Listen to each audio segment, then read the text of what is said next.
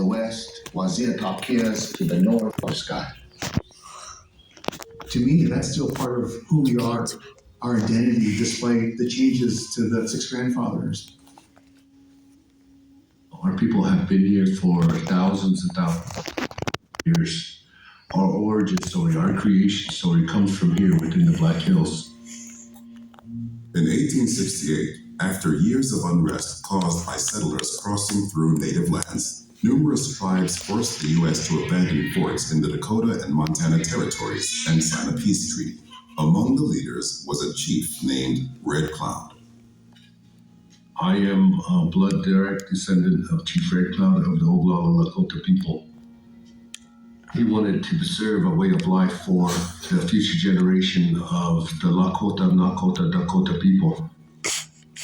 He had to make a war because settlers were coming through, violating their own treaties like they made with our people. The Fort Laramie Treaty of 1868 created the Great Sioux Reservation, and a part of that was the Black Hills. Part of the stipulation of the Great Sioux Reservation said that whites could not enter, and so it was then closed to white settlement. When gold was found in the Black Hills, that changed a lot for the Native people. Miners started coming, settlers started coming. The people that were coming across the country didn't understand the way we believed in things and the way we existed. But all the whole time, our people were living in harmony with all of creation.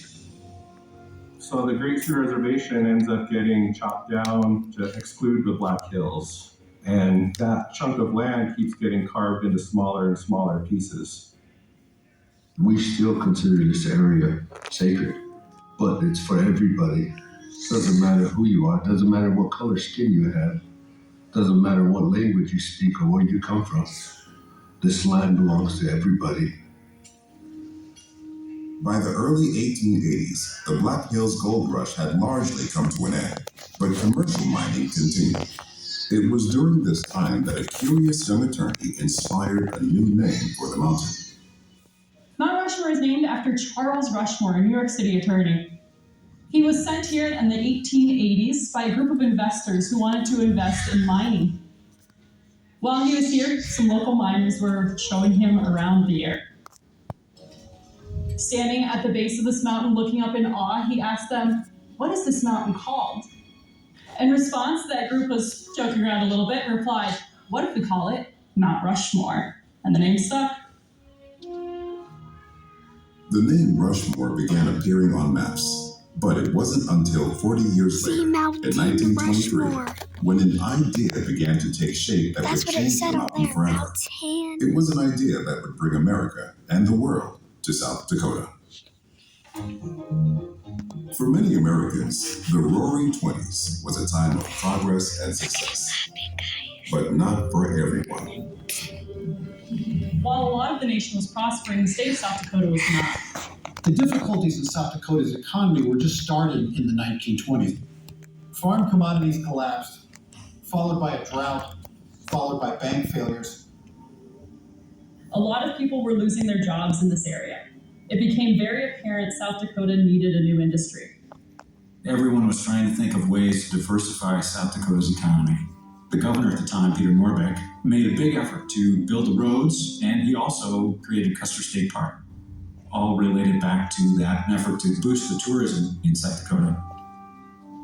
State historian Don Robinson also had an idea, a grand idea, to further help stimulate the economy. The needles, tall pinnacles in the Black Hills, could be carved into heroes of the Old West.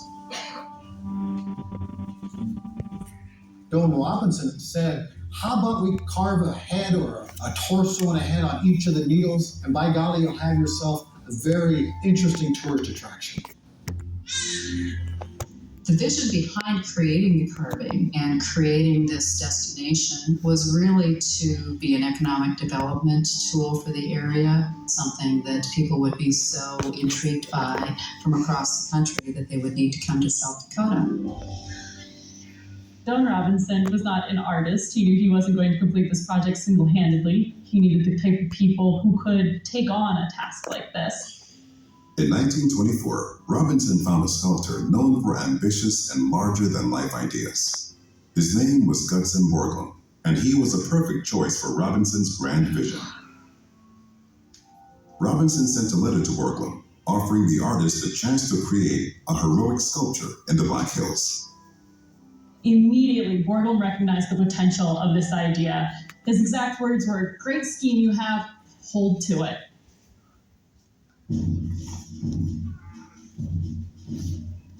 Born in Idaho in 1867 to Danish immigrants, Gutzon Borglum knew he wanted to be an artist by age 17 when he moved to California. There, he befriended other artists, as well as wealthy benefactors, whose commissions for portraits and landscapes provided Borglum the means to travel to France, where he studied under the renowned French sculptor Auguste Rodin. In 1901, Borglum returned to America, intent on making a name for himself as a sculptor. It was aboard his transatlantic ship where he met a young scholar named Mary Montgomery, who would eventually become his wife. Her intelligence and her independence and her practicality made her really a perfect partner. Gutzon was quoted as saying that without Mary, he probably could not have ever finished Mount Rushmore because she was the heart and soul of it all. Of her life with Gutzon, Mary described it as being on the tail of a comet. His work, his interest in public policy, politics, and even boxing meant life with the artist was never dull. Gutzon Borglum was a very complex person. He could be very argumentative, but he also was a genius in so many ways and could be charming and certainly had many patrons and people that adored him. Doane Robinson's dream of a magnificent sculpture began taking shape when Gutzon Borglum stepped onto a train platform in Pierre, South Dakota in September of 1924. Accompanied by his 11-year-old son, Lincoln, they traveled to the Black Hills in search of the perfect location to realize Robinson's vision. After they saw the needles, Gutzon instantly knew they wouldn't work. He thought they needed a stronger rock to do this type of work. When they came across Mount Rushmore, they tested the granite. It was strong enough. So he knew that whatever they carved, it was going to be lasting. Finding inspiration from the Statue of Liberty and the ancient Greek Parthenon, Borglum imagined the figures of great American presidents carved into a vast mountain. One thing that he saw as American is scale. For him, carving a mountainside was about as American as it gets. He believed in America and what America could achieve. And he wanted other people to see that and to see the possibilities that were there. 1,700 visitors were in attendance on August 10, 1927, when President Calvin Coolidge arrived at Mount Rushmore for a celebration to mark the beginning of the carving. In his speech, he declared, "The people of the future will see history and art combine to portray the spirit of patriotism. This memorial will be another national shrine." He also praised the determination of South Dakotans to build the memorial, saying they deserved the sympathy and support of the national government. With these words, one president's public support began the next chapter in the story of Mount Rushmore and its 4 presidents carved in stone.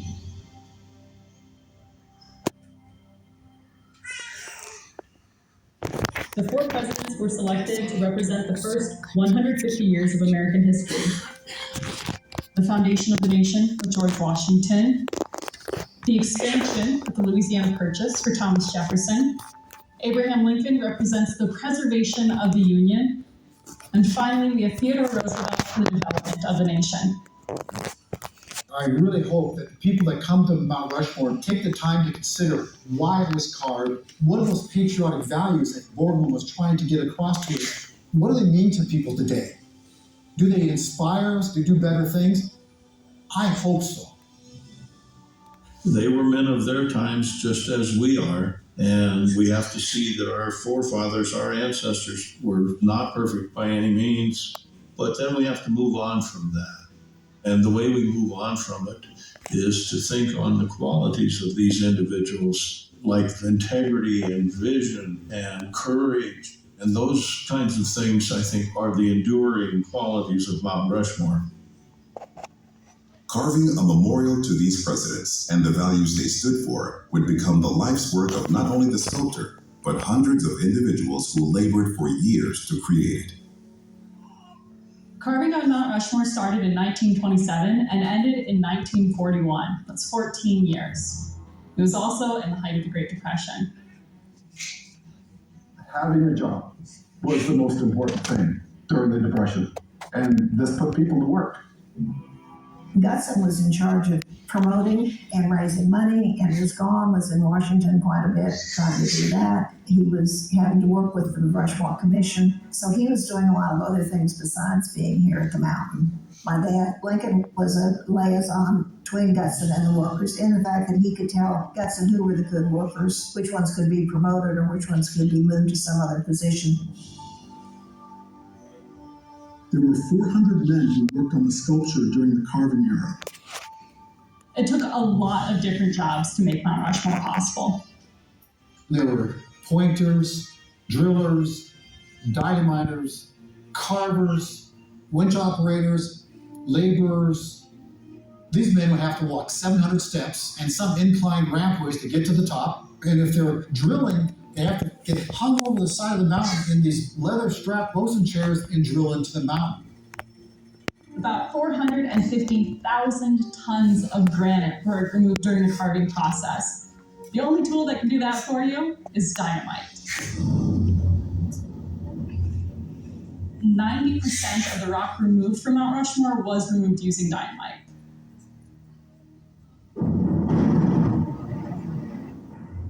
Some folks didn't last a day. They got in a bosun's chair and said, "This is not for me, I'm gone. Bye-bye." Driller Don Clifford remembers. Well, the first time I went over the mountain, I was scared to death. I looked down and I was scared. But you got used to it. I mean, it's just like anything that's new. After you do it, you get used to it. And that's your job. We also have a lot of jobs off the mountain. Down here on this level, we saw a lot of the support services. Women were able to establish restaurants and bunkhouses. They also filled in things like clerical and secretarial duties and ran gift shops. One of these women, Maxine Wasser, got a job as a secretary. You know, I had a family, my boy, and my parents, sister, and I contributed mostly to their support. And it was a job that I did the very best I could. My dad, Lincoln, was very close with the workers because, of course, he understood them and they shared a common goal. It was this connection to the workers that inspired Lincoln to bring America's national pastime to Rushmore to help boost morale and strengthen the community. My dad was a big baseball fan, and I think he decided that it would be fun to sponsor a team from the Keystone workers and have a Rushmore team. That really adds to the camaraderie, I think, of the men that worked on the mountain. The team name was the Rushmore Drillers. Howard Howdy Pearson recalled. The first year was a kind of a pickup bunch. We had no uniforms. So the next year, Lincoln decided, by gosh, we're going to have a ball team. We're going to have a good one. So we went out and we picked up guys who could play ball and give them jobs. And it turned out we really had a good ball team. Everybody on the mountain supported it. They supported it big. We had jackets made with Rushmore Memorial with the faces on the back of it, and I think every person on the mountain bought it. I think the workers really enjoyed it, and it was something to do besides the hard work that all of them were doing. But at times, weather and funding shortages caused the hard work to stop. Sometimes you'd get 3 or 4 months and then work wasn't all that plentiful. And you had to scrounge around and try to make it through till they started up again in the spring. And I tell you, it was a hardship on a lot of them because there was no other jobs. Of course, that wasn't the fault of the mountain. All we were thinking about is a job, which was a good job up here, and it paid a little bit more than around the surrounding country. And I got a whole 65 cents an hour, which was good money at that time. In the end, it cost around $1 million to carve Mount Rushmore, and it was the labor of hundreds of people working countless hours towards a shared vision that created a memorial that transcends any sum of money.